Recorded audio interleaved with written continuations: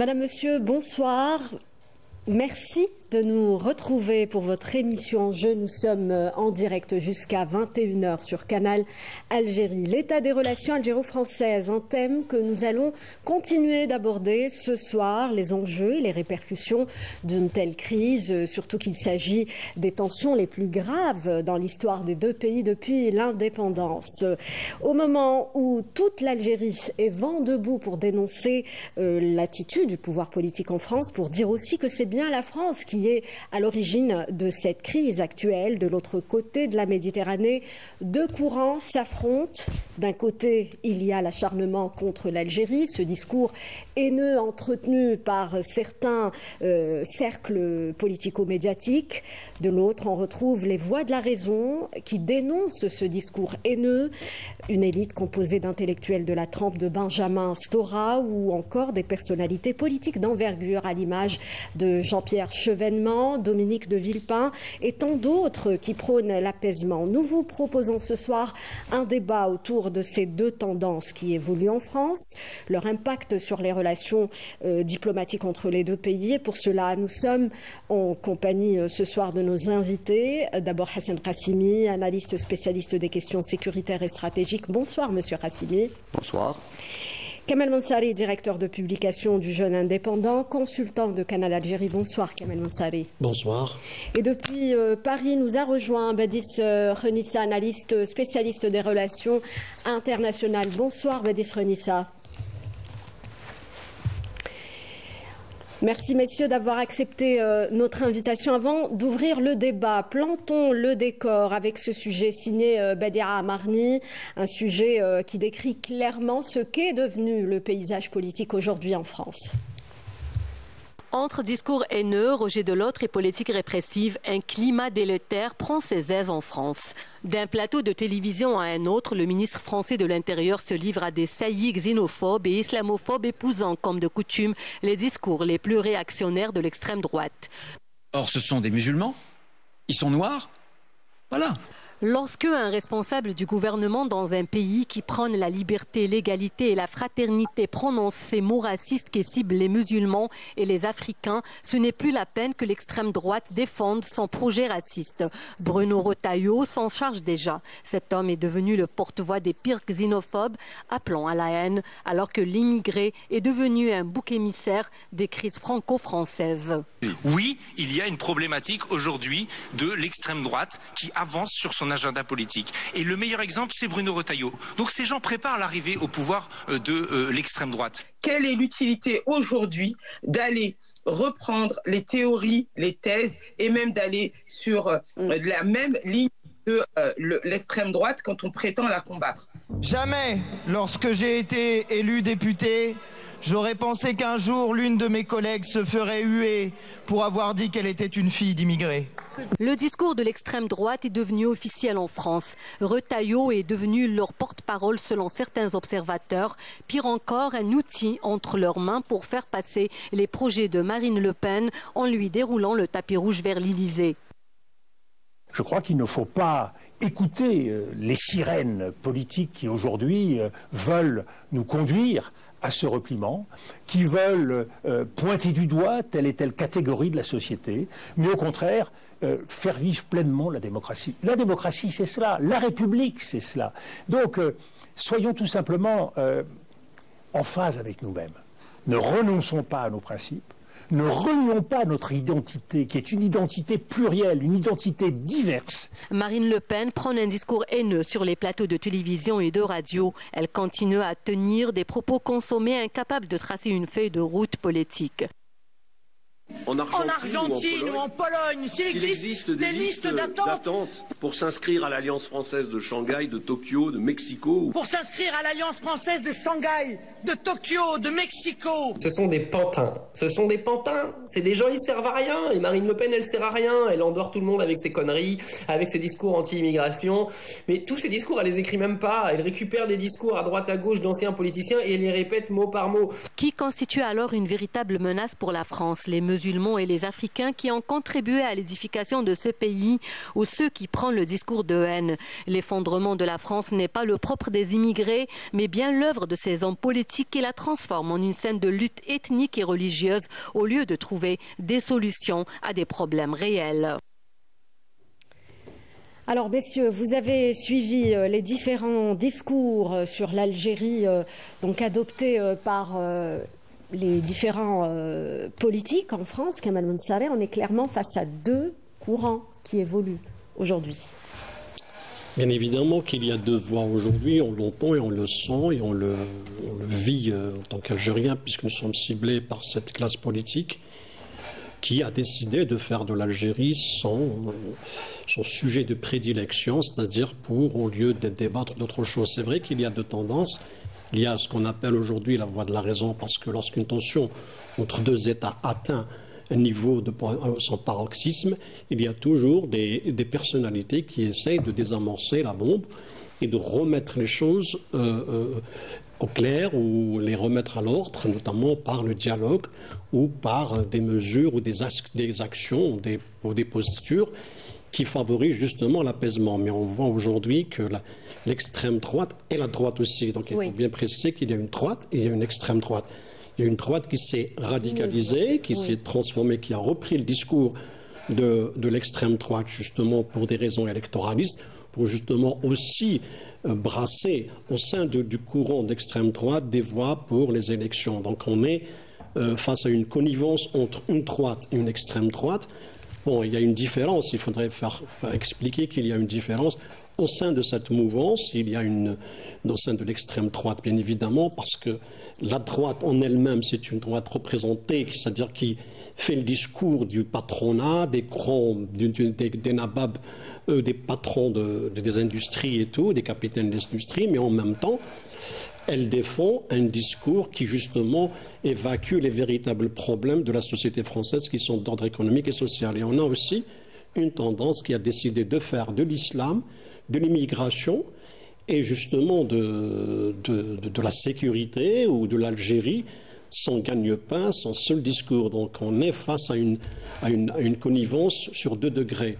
Et en même temps, bien évidemment, comme on le constate depuis le début de cette crise, il y a toujours des voix qui étaient au début des voix timides, mais qui ont pris de l'ampleur, qui essayent de dire stop. Aujourd'hui, on risque d'atteindre un point de non-retour ou de l'irréparable, comme l'a souligné le président de la République, qu'il faut justement apaiser la tension et engager les deux pays dans une collaboration, un partenariat respectueux les uns des autres et en même temps un partenariat qui évacue ce genre de discours qui n'aboutit à rien. Certes, l'Algérie a des revendications qui sont d'ordre mémoriel et qui sont d'ordre populaire et non pas celles de l'État.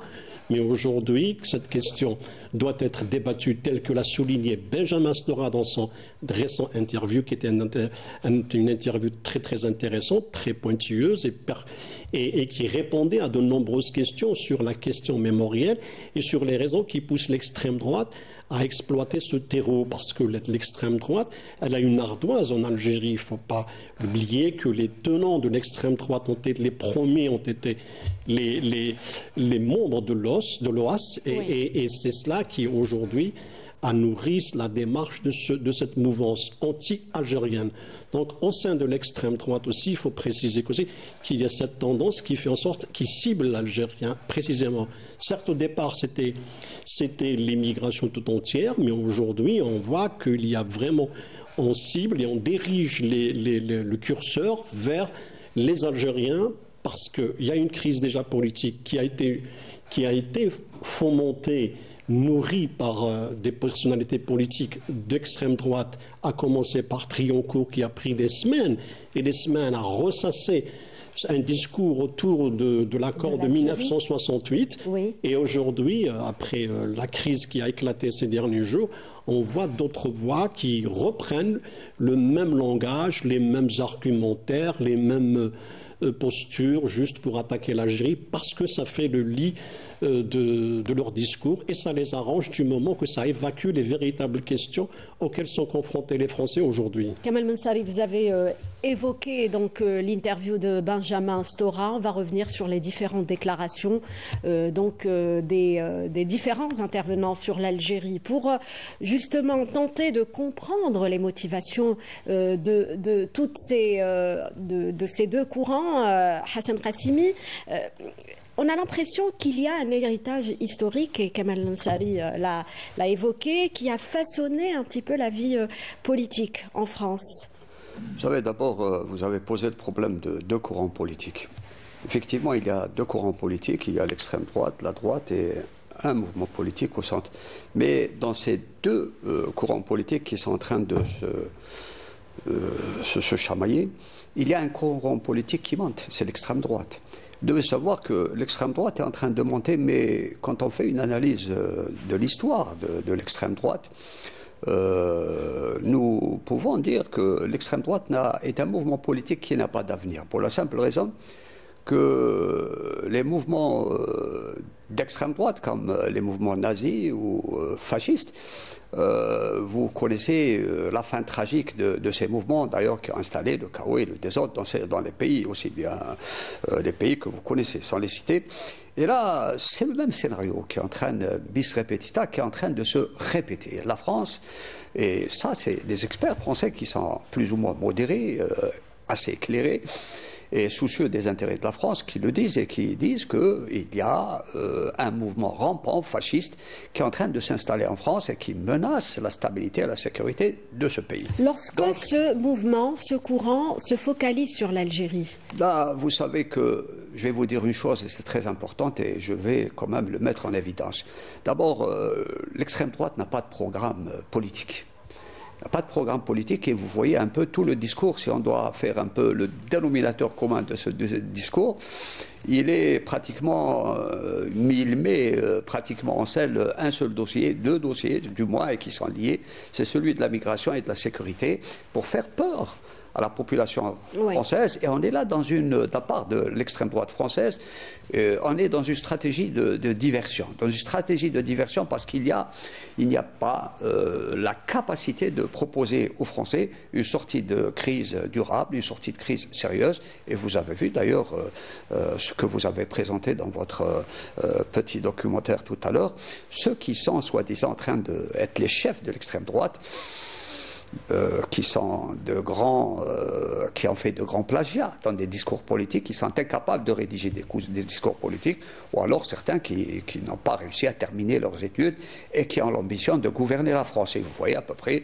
le résultat à peu près actuel de la France, un pays ingouvernable, une classe politique qui s'est émiettée, morcelée. Et on se demande et on se pose la question s'il y a un commandant au gouvernail, et est-ce que le bateau France n'est pas en train de chavirer quelque part. Et là, vous savez que nous avons une vue assez sérieuse des problématiques et des enjeux qui se posent actuellement, parce que ce qui se passe actuellement en France nous afflige, non seulement nous afflige, mais nous inquiète et nous préoccupe, pour la simple raison que la France est menée vers des horizons et sur des pistes incertaines. Et là, surtout que ces courants, pardonnez-moi, monsieur pour remettre un peu ce bateau, parce que là, vous savez, dans toutes les crises que nous avons vécues dans le passé, l'Algérie a été la victime. Et ceux qui ont déterré la hache de guerre, c'est certains courants politiques de l'OAS, de l'extrême droite, qui ont déterré la hache de guerre et qui n'ont pas encore coupé le cordon ombilical de l'Algérie française. Et là, le réveil sera glacial et très dur pour la France. Et ces courants, parce que l'Algérie a évolué. Qui est dangereux, monsieur Qassimi. L'Algérie a évolué et la France n'a pas évolué. Politiquement, idéologiquement, la France est encore ancrée dans cette idéologie néocoloniale de la France-Afrique. Et vous avez vu le résultat, du moins D'ailleurs, le résultat, c'est que maintenant, en Afrique, plus personne ne veut de la présence française. Maintenant, ces courants politiques de l'extrême droite doivent se poser la question, est-ce qu'ils sont en train de gérer des intérêts privés et particuliers, ou est-ce qu'ils sont en train de gérer les intérêts de la nation française? Maintenant, s'ils gèrent les intérêts de la nation française, ils ont beaucoup plus intérêt à revenir à des discours plus sérieux, à des discours respectueux des pays africains, et qui soient moins hautains, moins méprisants, moins désinvoltes et moins condescendants. Très bien. Le message est passé. Badis Renissa est avec nous. Bonsoir, Badis Renissa. Bonsoir, vous m'entendez? Alors oui, on vous entend parfaitement bien. Vous êtes donc installé en France. Vous êtes avec nous depuis Paris. Aujourd'hui, il y a, vous l'avez constaté, une propagande contre l'Algérie. Mais heureusement que c'est loin d'être représentatif de ce que pensent les Français, ne serait-ce la majorité des Français. Tout à fait. D'autant plus qu'il faut revenir un peu à la genèse de cette crise sans précédent, bien évidemment, post-indépendance, où il faut rappeler les origines et surtout les vecteurs qui ont poussé à cette crise, à savoir ce hold-up, notamment sur la diplomatie française, qui a été kidnappée par la droite extrême et l'extrême droite, et surtout qui ont altéré, je dirais, au-delà de l'altération des relations, c'est aussi chercher à vouloir atteindre le point de non-rupture et notamment casser, détruire la relation bilatérale, qui sont des relations calmes, qu'on le veuille ou non, qui certes passionnent et surtout qui ont certains griefs, notamment sur le devoir de mémoire, mais qui quand même partagent, ne serait-ce que par justement la communauté nationale établie à l'étranger, notamment en France, qui se compte par millions, et ce dénominateur commun qui est censé créer des passerelles et non pas justement diviser. Maintenant, effectivement, quand vous laissez la diplomatie aux mains des charlatans, notamment, le résultat est forcément en contradiction avec ce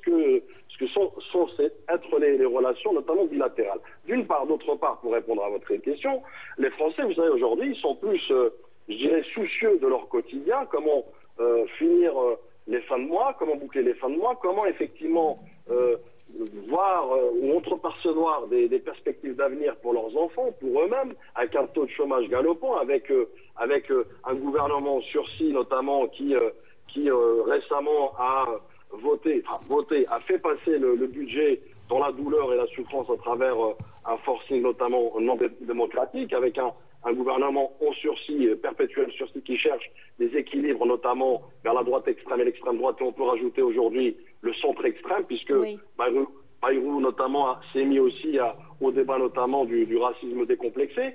Mais les Français ne sont pas dupes, puisqu'ils savent pertinemment que l'extrême droite, et notamment les nostalgiques de l'Algérie française, ont voulu justement peut-être employer cette brèche, exploiter justement cette brèche pour pouvoir monter les Français notamment contre l'Algérie, mais surtout aussi pour diviser les Français, puisque je rappelle que parmi ces Français notamment et binationaux, il y a des Algériens qui composent ces citoyens français. Mais encore une fois, je dirais, les Français aujourd'hui exigent effectivement qu'on arrête cette manipulation des masses, rappelons les choses telles qu'elles sont, et surtout que le gouvernement rentre un peu dans l'ordre et que quelqu'un sonne la fin de la cour de récréation.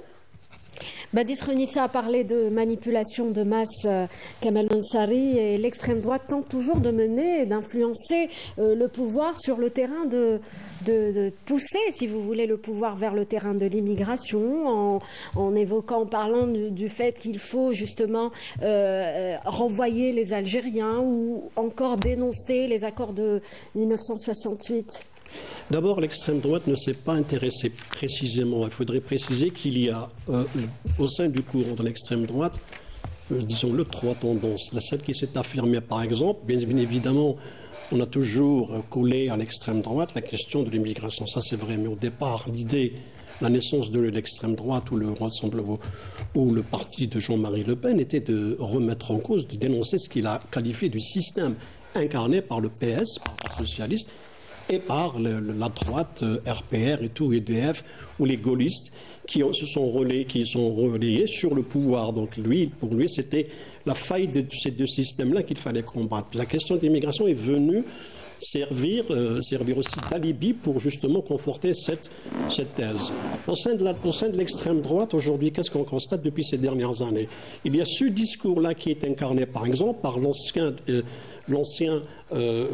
candidat à la présidentielle en France, Éric Zemmour, qui s'attaque directement à l'islam d'abord, que l'immigré apporte l'islam qui constitue une menace pour l'identité française. C'est pour ça qu'on parle du grand remplacement. C'est-à-dire que pour Zemmour, l'Algérien ou le musulman doit venir s'installer, doit changer. Il fait comme on fait à Rome, être à Rome, se comporter comme les Romains. Donc se dépouiller de son identité, de sa religion, y compris son nom. Il doit même changer son nom. Oui. C'est-à-dire que pour des personnes comme incarnées, cette tendance incarnée par Zemmour et les autres Bolloré et les autres chroniqueurs et politiciens, c'est de dire qu'en France, il y a deux religions, le christianisme catholique et le judaïsme, comme si le judaïsme a pris naissance sur le boulevard Trocadéro ou bien sur les Champs-Élysées, et que Moïse est né sur les rivages de la Seine et non pas sur les rives du fleuve du Nil. Donc voyez-vous, donc le judaïsme est bien né dans le désert de Sinaï et non pas en France. Donc lui, il y a cette tendance-là qui exclut tous les autres. Il n'y a que deux religions qui doivent coexister. D'autre part, il y a la question de l'immigration. Elle constitue le lit de l'extrême droite et de la droite telle qu'on voit aujourd'hui. Bayrou parlait de submersion, donc c'est incroyable, ce genre de concept qui est dangereux et qui remet en cause la diversité à laquelle décrite par M. Dominique Villepin. Donc nous sommes vers une France une tendance qui dit qu'il y a le musulman d'un côté puis l'immigré. Ouais. Et en la troisième position, on a l'Algérien. Et l'Algérien, il y a des personnalités qui sont venues jouer le jeu. Ouais. Dire que c'est vrai que l'Algérie est une menace, comme le font Boualem Sansal ou l'ont fait et Kamel Daoud, de dire vraiment, attention, l'Algérien est un danger. Donc ceux qui aujourd'hui sont en train de s'en prendre à l'Algérie, ils prennent en considération, ils prennent comme argument justement les postures de tous ceux qui ont décidé d'être pro-français et anti-algériens. Permettez-moi, Kamel Mensari, lorsqu'un chroniqueur parle, on peut comprendre ses motivations, mais lorsqu'un haut responsable au sein de l'exécutif s'exprime, prend la parole sur ce sujet... La donne change. Non, tu s'exprimes, les responsables le font depuis des années. On a vu, ça a commencé la première fois par Chirac lorsqu'il a parlé du bruit et des odeurs. Il faut se rappeler, donc sa campagne électorale a commencé comme ça. Et puis on a eu des personnalités comme une personnalité qui était Fillon, par exemple, était quelqu'un qui a toujours été... Il représente la ligne dure. Oui, la ligne dure, c'est cette droite qui s'est radicalisée. Donc nous sommes, que ce soit au sein d'une chronique, parce que les médias jouent un rôle très important aujourd'hui. La voix de l'extrême droite a pris de l'ampleur parce qu'elle a trouvé l'espace, elle a trouvé les moyens de s'exprimer et de dire ce qu'elle veut dire. Et c'est pour cela qu'on voit des chroniqueurs, par exemple, ou des essayistes qui se transforment en candidats. Parce que ces gens-là, s'ils avaient pris le pouvoir, ils auraient exactement fait ce qu'ils pensaient et qu'ils prennent. Donc nous sommes face à cette réalité et c'est pour cela qu'aujourd'hui, nous sommes dans une crise et ça a profité à l'extrême droite de s'incruster dans la brèche pour justement s'en prendre à l'Algérie. Et on voit encore une fois, au sein de cette extrême droite, il y a ce qu'on appelle les nostalgéries françaises. Oui. C'est cette partie de la France qui reste viscéralement en lien avec un passé qui dérange. Voyez-vous, c'est pour ça qu'aujourd'hui, il est difficile d'oublier pour eux ce qu'on appelle le passé colonial ou le passé de l'Algérie française. Vous reposez entre-temps, Kamel Mensari, vous venez de le dire, les nostalgiques de l'Algérie française se manifestent à chaque fois qu'on constate une amélioration dans les relations algéro-françaises. Hassan Qassimi. Pas du tout, il n'y a pas d'amélioration. Non, à chaque fois qu'il y a une amélioration, ces personnalités sévissent. Si on doit faire une évaluation de la situation des relations algéro-françaises, elles ont toujours été émaillées par un certain nombre de crises et de dissensions qui a été d'ailleurs le fait de lobby, bien sûr, de l'extrême droite et bien sûr de certains acteurs politiques qui ne sont pas dans le sérail mais qui sont très influents. Maintenant, pour revenir à cette campagne à la limite sauvage qui est menée de manière un peu étrange au niveau de certains plateaux de télévision et d'ailleurs même par certains hommes politiques au sein du gouvernement français. Donc c'est des comportements et des attitudes qui sont condamnables et blâmables. Pour la simple raison qu'il y a actuellement une instrumentalisation de la migration. Et je vais vous donner un exemple où pratiquement c'est des hommes politiques dédaigneux et qui ont été pris en flagrant délit d'harcèlement de la migration algérienne. Et je vais vous donner un chiffre précis. Vous devez savoir qu'il y a à peu près 178 000 OQTF en France et aucune de ces OQTF n'a été mise en œuvre par le gouvernement français. Oui. Et là, dans ces 178 000 OQTF, on ne parle que des Algériens. Et là, je m'adresse à M. Retailleau avec respect et considération en lui disant « M. Retailleau, pourquoi vous ne parlez que des Algériens ?» Et les Algériens, il paraît qu'ils sont minoritaires dans les centres de rétention. Vous avez 178 000 OQTF et des centaines de nationalités et vous vous braquez uniquement sur les Algériens et vous en faites une question personnelle en faisant de ce personnage-là quelqu'un qui n'est plus un homme d'État mais qui a l'impression et l'apparence de vouloir régler des comptes avec l'Algérie. Et là on comprend d'ailleurs que l'extrême droite a été fondée sur les cendres de l'OAS, bien sûr courant politique qui a les mains tachées de sang et dont certains actuellement continuent toujours à revendiquer ce patrimoine culturel pratiquement qui représente pour nous de très mauvais souvenirs. Et là, je vous dirais, si je dois citer un peu les quelques personnages un peu atypiques qui sont en train de mener une campagne désinvolte, une campagne de harcèlement des Algériens, Sarah Knafo, Zemmour, Massiha, et le reste. Et vous devez savoir que ces personnages politiques-là, d'abord, ce ne sont pas des hommes d'État.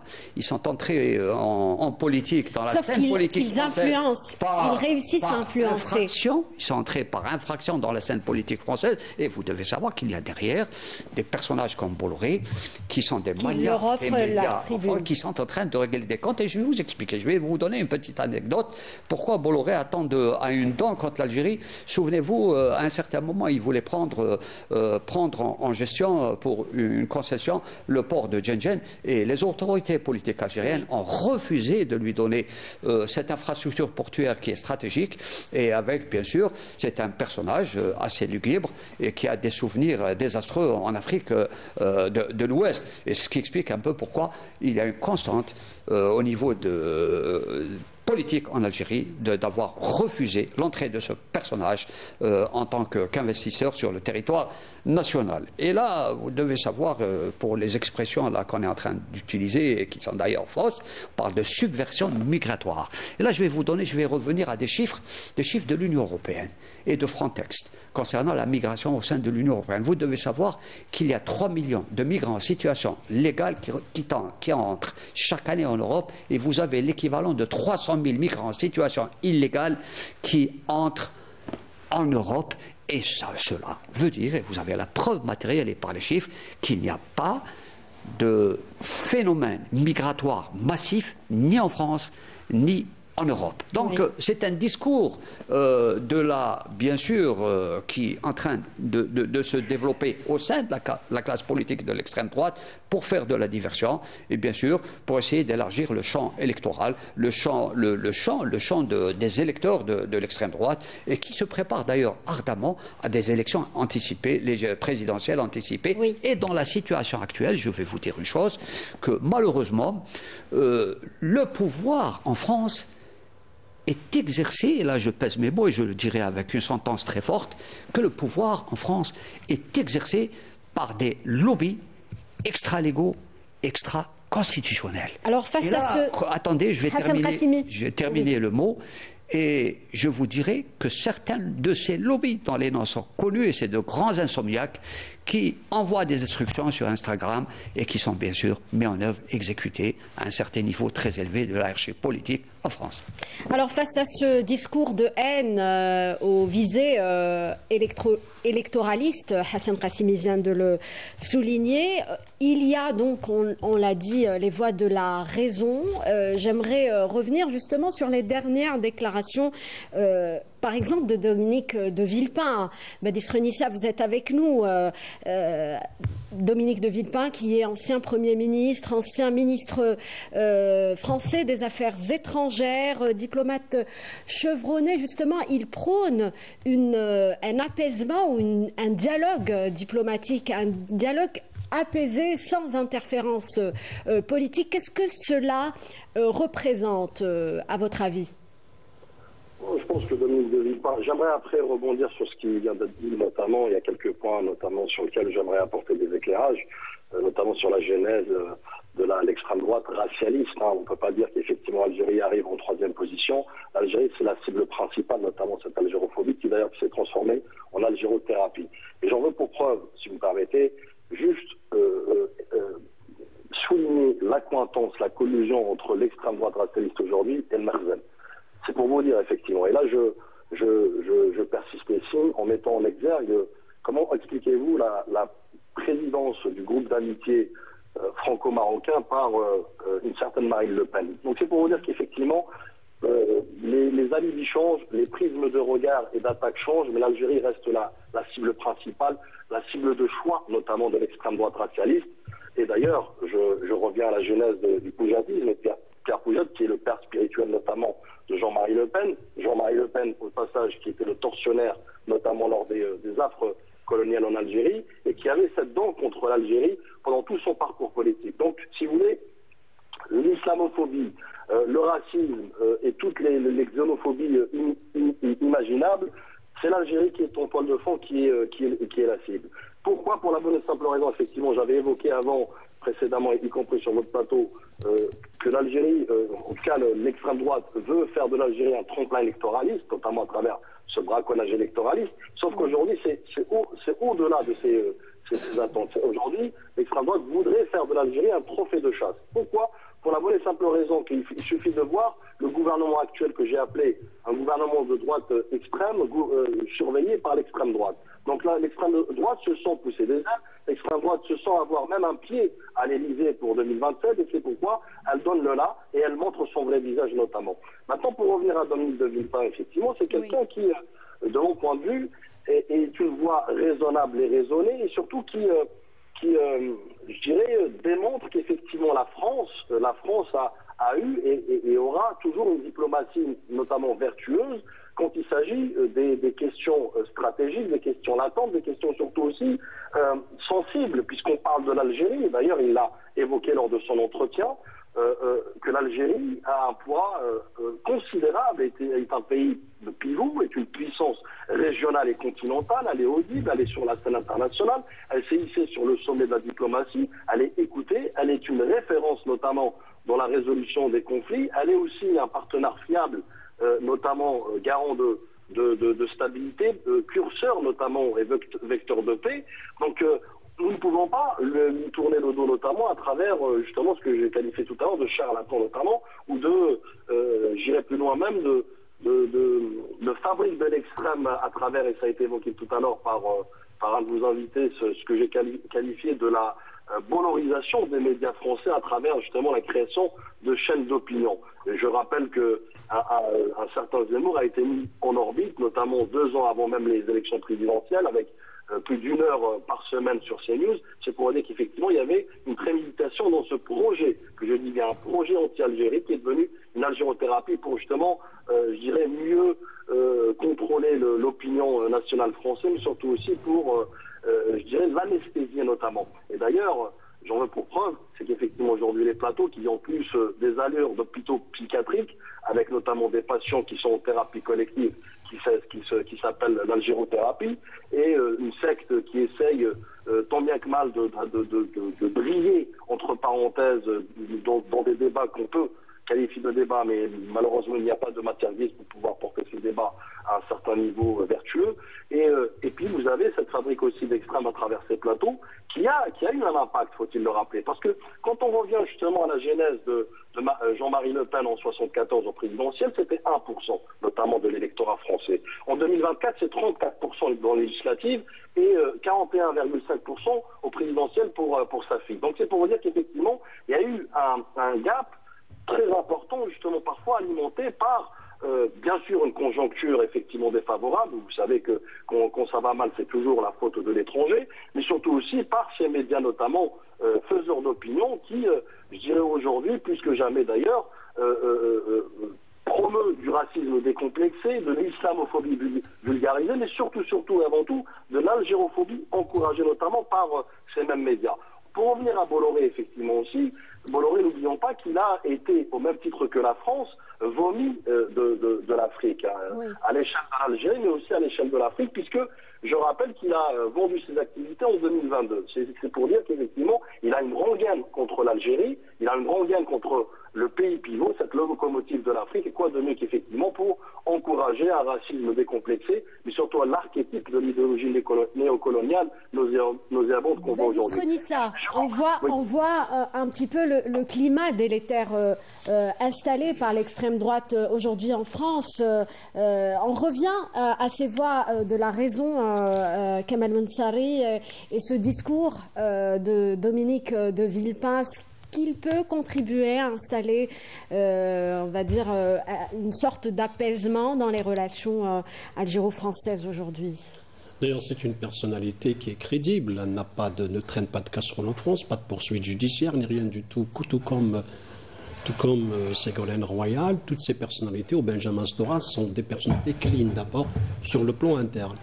Et aujourd'hui, avec une personnalité comme M. de Villepin, parce que de par son expérience, de par son aura et de par le fait qu'il ne veut pas jeter de l'huile sur le feu, oui. Il est en train de rappeler qu'il existe beaucoup plus de choses qui rapprochent les Français et les Algériens que ce discours-là de haine ou bien de racisme ou d'anti-algérien. Donc aujourd'hui, il y a des ponts à créer entre l'Algérie et la France, à les remettre sur rail et d'aller justement vers le dialogue.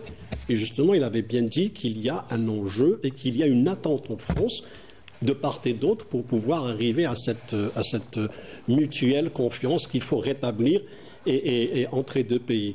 Mais il y a aussi, il faudrait rappeler une chose qui est très importante aujourd'hui. Est-ce que le poids de ces voix de la raison sont-elles capables de changer la donne? Oui.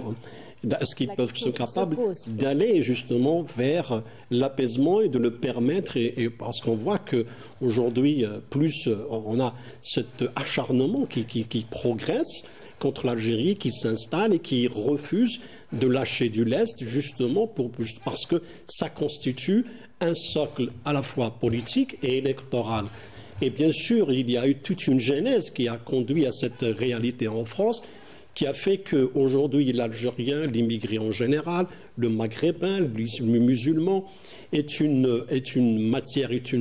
aubaine électorale et qui a été justement nourrie pendant des années. Lorsqu'on voit par exemple l'écrivain Michel Houellebecq qui crée un livre, La Soumission, qui dans ses scénarios parle le fait qu'un musulman prend le pouvoir et devient président, c'est cette tendance-là, c'est ce martèlement, c'est ce qui fait en sorte à ce que, voilà, le risque est présent, il est possible qu'un musulman demain devienne président en France et d'origine maghrébine.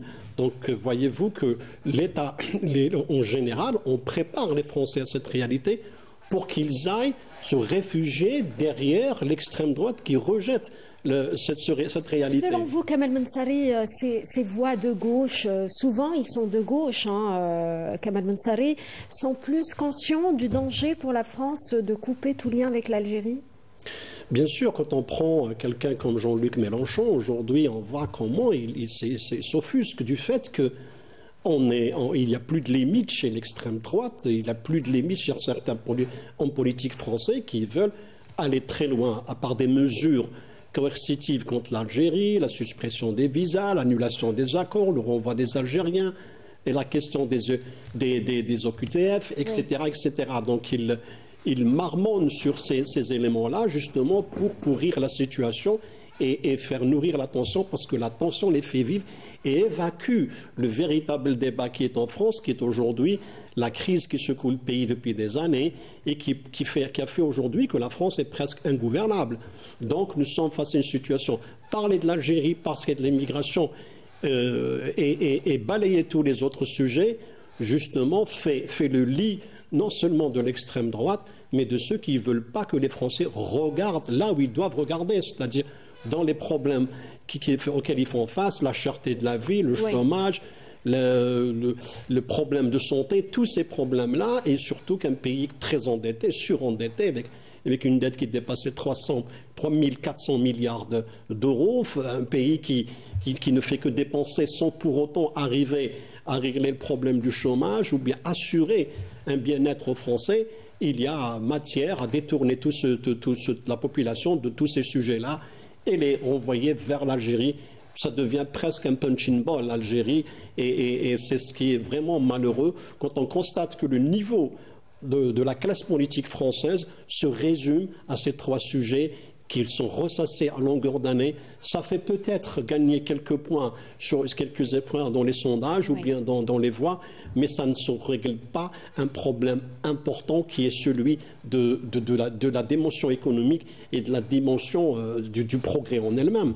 Donc, et en plus, ça désole que la France, sur le plan de la pensée, n'a plus rien d'autre à offrir à l'humanité, à ses peuples, que ce racisme et que cette haine envers l'immigré, envers l'Algérien en général, alors que la France, qui autrefois elle se targuait d'être une école de philosophie, une école de lumière, une école de pensée, est aujourd'hui réduite à parler de visa et à parler de QTF et c'est tout. Donc c'est un petit peu navrant de le constater, et c'est pour ça qu'il y a un déséquilibre dans le discours mené par Ségolène Royal, par Dominique de Villepin. On a l'impression qu'il y a tout un monde entre ces gens-là, donc ces messieurs avec une expérience et crédibilité, une aura, et avec ce genre de discours mené par des Retailleau ou bien des Attal ou bien de Bardella. C'est navrant de constater que la France est descendue si bas.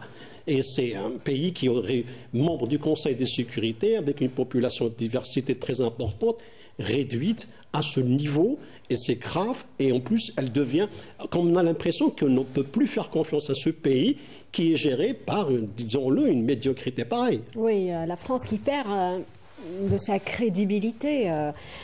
Quand on écoute les discours des différents de ces politiques qui prônent la haine envers l'Algérie. Revenons au discours de ces personnalités, qui appellent justement à apaiser les relations avec l'Algérie. Est-ce que, selon vous, Hassan Qassimi, les conditions sont réunies pour un apaisement? Vous devez savoir, on doit faire, si on doit répondre à votre question, il faut faire une évaluation assez exhaustive de la situation. D'abord, il faut expliquer que l'extrême droite a endommagé sérieusement les relations algéro-françaises. L'extrême droite est atteinte d'une cécité politique qui ne lui permet plus de voir l'avenir, d'entrevoir l'avenir serein et cordial entre l'Algérie et la France. Maintenant, les personnalités politiques du centre ou de la gauche qui se sont exprimées, vous devez savoir, quand on veut faire du bien, il n'est jamais trop tard. Il est toujours le bienvenu, quelle que soit la personne qui le propose. Donc, si on doit revenir à un rapprochement algéro-français, il est nécessaire, il est indispensable, il est inévitable. Maintenant, la période et le temps que cela doit prendre, là, nous devons peut-être l'analyser. D'abord, il faut revenir au discours du président de la République. Oui. Pas le discours, mais l'entretien du président de la République qui a été fait sur un quotidien français. Et là, le président de la République a envoyé un certain nombre de messages pour pouvoir un peu reconstruire ces passerelles qui ont été abîmées par le fait d'acteurs politiques de l'extrême droite qui sont irresponsables. Et là, vous devez savoir que ça va prendre du temps. Pourquoi ça va prendre du temps? D'abord, ceux qui sont en train d'appeler à l'apaisement de la situation et à un rapprochement, d'abord au sein de la classe politique, ils ne sont pas assez influents. Ils ne représentent pas lobby politique dominant. Malheureusement, ceux qui sont dominants, ce sont les acteurs politiques qui sont en train de causer. Benjamin Stora a appelé la France à revenir à la légalité internationale. Oui, mais c'est des personnalités pour lesquelles nous avons beaucoup de respect, nous les soutenons, qui plaident pour un peu revenir un peu à la raison, à la stabilité, à la sécurité. Il y a des défis très importants, très forts, et il ne faudrait pas un peu piéger un peu ce parcours-là qui devient encore, avec tous les défis que nous avons à relever pour l'avenir, pour les années à venir, ce sera un peu difficile et encore plus compliqué si on n'arrive pas maintenant à résoudre tous nos problèmes. D'abord, l'Algérie est prête, mais il y a bien sûr des faudrait une volonté de part et d'autre. Bien sûr, des préalables. Et je vais vous donner un exemple. Je vais vous donner rapidement brièvement. Le cas de cette volonté de vouloir dénoncer par tous les moyens la Convention de 68. Vous devez savoir que la Convention de 68 est un traité international, c'est-à-dire qu'il n'est pas au niveau de la législation nationale. Maintenant, ceux qui soutiennent cette idée et cette hypothèse considèrent qu'avec la Convention de Genève de 1969, ils peuvent aller vers une dénonciation unilatérale. Mais seulement ce qu'on peut rétorquer à ces gens-là, c'est que la Convention de Genève internationale de 1969 n'a pas d'effet rétroactif et ne peut pas s'appliquer à la Convention, Convention de 68. Donc, il y a bien sûr des aspects qui sont rédhibitoires, qui empêchent la France d'aller vers une révision unilatérale des accords de 68. Et là, s'il y a un passage en force pour un peu dénoncer cette convention, on va revenir. Parce que les partisans de cette éventualité veulent qu'on aille des accords de 68. le droit français, revenir au droit commun et revenir au droit européen. Et cela, ce n'est pas possible. Pour la simple raison, si on dénonce la convention de 68, on revient aux accords d'Évian, c'est-à-dire on revient aux principes qui n'ont jamais accepté. On revient au principe de la libre circulation de personnes entre l'Algérie et la France. Avant de vous donner la parole, Kamel Mensari, Badis Renissa, on prône aujourd'hui le dialogue. Est-ce que vous pensez que le moment est opportun pour dialoguer autour de dossiers sensibles? Est-ce qu'on peut laisser faire la diplomatie, comme l'a dit Dominique de Villepin? Écoutez, je pense qu'il faut d'abord poser un décorum adéquat pour pouvoir établir un dialogue sain, un dialogue serein, et surtout un dialogue efficace. Et là, je reviens à l'entretien du président de la République, Abdelmajid Tebboune, où effectivement, il donne, au-delà que ce soit un entretien, d'abord c'est une mise en garde par rapport à ce point de non-retour et cette rupture, notamment, où j'ai qualifié un entretien de préavis de rupture, où il rappelle un peu les risques encourus notamment par rapport à cette relation bilatérale qu'on est censé justement consolider et même renouveler lors des accords et même des mémorandums qui ont été signés lors de la dernière visite de Macron à Alger. Et puis surtout aussi, il pose un décor, il pose aussi des conditions, notamment comment revenir justement à ce fameux dialogue dont vous avez soulevé un peu la véracité, mais surtout aussi la nécessité aujourd'hui, l'obligation. Bien évidemment, il y a besoin de ce que je disais tout à l'heure, rendre la diplomatie aux diplomates, arrêter justement ces voix dissonantes, notamment ces voix haineuses, notamment qui se nourrissent que de la vengeance, comme je l'ai qualifié tout à l'heure, de ces nostalgiques de l'Algérie française, c'est nostalgique aussi de l'OAS et même du régime de Vichy, pour vous dire, effectivement. Donc, mais moi j'aimerais juste là ouvrir une parenthèse, s'il vous plaît. Je pense que c'est une erreur de résumer aujourd'hui les attaques ciblées, orchestrées, caractérisées que subit l'Algérie, notamment vis-à-vis de... et d'ailleurs ça a commencé au lendemain de sa présidence, du début de présidence du Conseil de sécurité, la présidence tournante notamment, mais surtout aussi par rapport à toutes les victoires diplomatiques qu'elle a pu apporter. Et c'est une erreur de la résumer, en tout cas de résumer ces attaques à la simple extrême droite racialiste. Comme je l'ai sous-entendu tout à l'heure, j'ai évoqué le Merzen. Et j'en veux pour preuve d'ailleurs. Je reviens aux déclarations de Benjamin Stora sur une question justement sur ce sujet où il disait effectivement il y a des lobbies pro-marocains influents, très forts, qui œuvrent justement dans les coulisses pour justement arriver à aujourd'hui où ce qu'on est arrivé et essayer même d'atteindre ce point de rupture. Et c'est pourquoi il me semble, quand je dis rendre la diplomatie aux diplomates, il faut aussi mettre en perspective récemment où peut-être c'est passé inaperçu, on ne peut pas ne pas l'évoquer aujourd'hui dans ce débat, la victoire juridique et politique notamment de l'Algérie sur l'affaire notamment de ce influenceur que l'Algérie avait refusé l'expulsion. Pourquoi? Parce que l'Algérie est soucieuse de l'état de droit. L'Algérie est soucieuse des libertés des individus. L'Algérie est respectueuse du droit international. Et la justice française a donné à l'Algérie, avec le temps, à 3 reprises qui plus est, et ce qui consiste d'ailleurs à camoufler cinglant à un certain ministre de l'Intérieur, qui est Retailleau, qui est censé justement défendre, être garant de l'état de droit. Badis Renissa, on arrive pratiquement à la fin de cette émission. Kamal Mensari, pour finir, sur le rôle des diplomates. Bien sûr, pour reprendre votre question, il faudrait rappeler une chose et le souligner, que c'est l'extrême droite qui a poussé le président Macron à s'aligner sur le Maroc, parce qu'il croyait, parce qu'on lui a toujours, l'extrême droite lui a reproché d'être trop conciliant avec l'Algérie et de faire trop de concessions. Et si on revient au travail, enfin à l'entretien accordé de M. Benjamin Stora, qu'est-ce qu'on remarque? Justement, il étale justement les vérités que la France ne peut pas voir, surtout, notamment la France extrême, l'extrême droite. C'est qu'il y a eu des problèmes, qu'il y a eu un passé à supporter. Celui d'abord de la colonisation, celui des massacres, celui des enfumades, celui justement des essais nucléaires. Dans son rapport qu'il a remis en 2021 à Macron, il a énuméré toutes ces questions.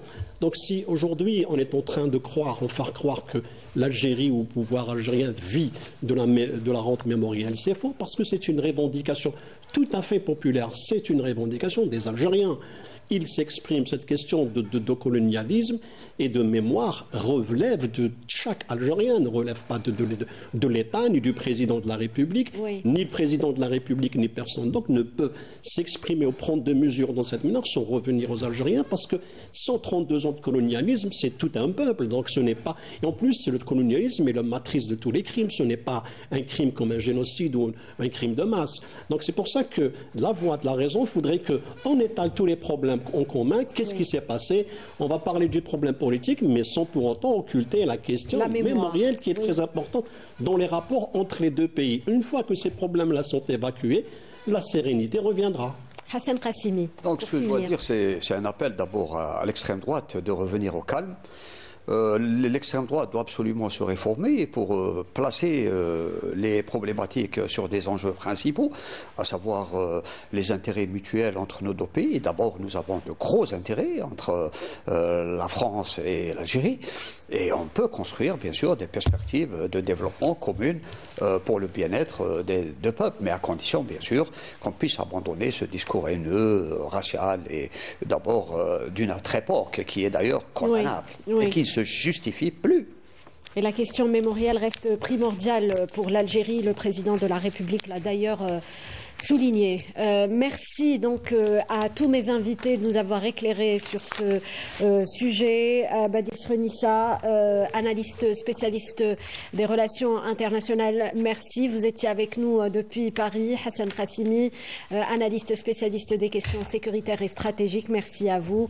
Et Kamal Mensari, merci pour votre contribution. Chers téléspectateurs, merci de nous avoir suivis. Très bonne soirée sur Canal Algérie.